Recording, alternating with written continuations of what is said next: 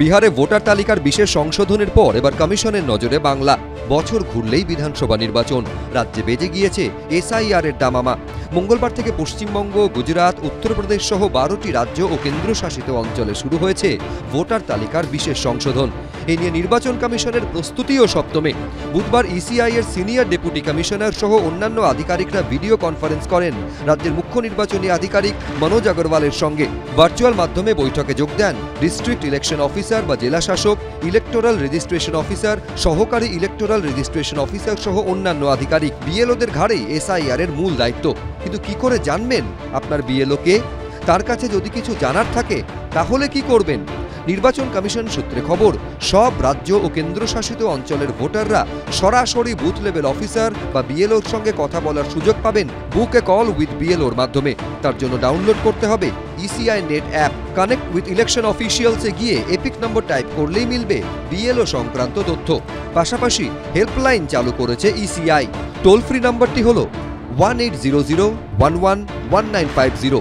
পরিষেবা মিলবে সকাল 8টা থেকে রাত 8টা পর্যন্ত। ভোট সংক্রান্ত যে কোনো রকম তথ্য, মতামত এবং অভিযোগ জানানো যাবে 1950 নম্বরে। অভিযোগ জানানো যাবে complaints@eci.gov.in মেল আইডিতে। সমস্ত রাজ্য ও কেন্দ্রশাসিত অঞ্চলের প্রশাসনকে নির্দেশ দেওয়া হয়েছে তারা যেন স্থানীয় ভাষায় উত্তর দেওয়ার জন্য স্টেট কন্ট্যাক্ট সেন্টার বা এসসিসি এবং ডিস্ট্রিক্ট কন্ট্যাক্ট সেন্টার বা ডিসিসি তৈরি করেন। যে কোনো অভিযোগ ও প্রশ্নের জবাব দিতে হবে 48 ঘন্টার মধ্যে। এরই মধ্যে হুমকি হুঁশিয়ারিও অব্যাহত। কোনো এসআইআর এনআরসি করে বাংলার একটা মানুষকে যদি এরা ভোটার তালিকা থেকে বাদ দেয়, আমরা 1 লক্ষ লোক নিয়ে নির্বাচন কমিশন ঘেরাও করব। কত ধানে কত চাল এদের বোঝাবো, এত সোজা নয়। এর আগে 10 লাখ লোক নিয়ে গেছিল, রাজঘাটে জুতো খুলে ছুটেছে। এবারে কলকাতায় জুতো রেখে খালি পায়ে যাবেন, যমুনার পাড়ে ছোটাবো।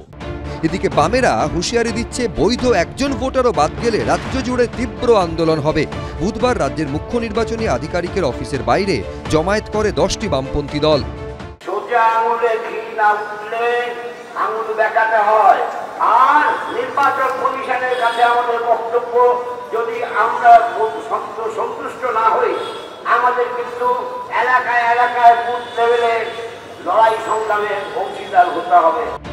ভোটের আগে এসআইআর নিয়ে এত তাড়াহুড়ো কেন? কেন আরো সময় নিয়ে এটা করা হচ্ছে না? এইসব প্রশ্ন তুলে সুপ্রিম কোর্টে যাচ্ছে কংগ্রেস। রুমা পাল, উজ্জ্বল মুখোপাধ্যায়, অনির্বাণ বিশ্বাসের রিপোর্ট, এবিপি আনন্দ। এসআইআর প্রক্রিয়ায় যে বেস পয়েন্ট 2002 ধরা হয়েছে, যা যা নথির কথা বলা হয়েছে, ম্যাপিং যত জায়গায় করার কথা বলা হয়েছে, যে আমরা 16 দফা দাবি জানিয়েছিলাম, সেই দাবিগুলো কয়েকটা টাচ করে যাওয়া হয়েছে, একটা দুটো মানা হয়েছে, বাকি মানা হয়নি। এই কারণে আমরা মনে করেছি interest of the Bengal people আমাদের মহামান্য আদালতের কাছে যাওয়া প্রয়োজন। তা না হলে সাধারণ মানুষ, গরিব মানুষ, মহিলা, পরিযায়ী শ্রমিক, মুসলমান সম্প্রদায়, এরা হচ্ছে এই এসআইআর প্রক্রিয়ার মধ্যে খুব সমস্যায় পড়বেন। সেই কারণেই আমাদের মহামান্য সুপ্রিম কোর্টে যাওয়ার সিদ্ধান্ত আমরা নিয়েছি।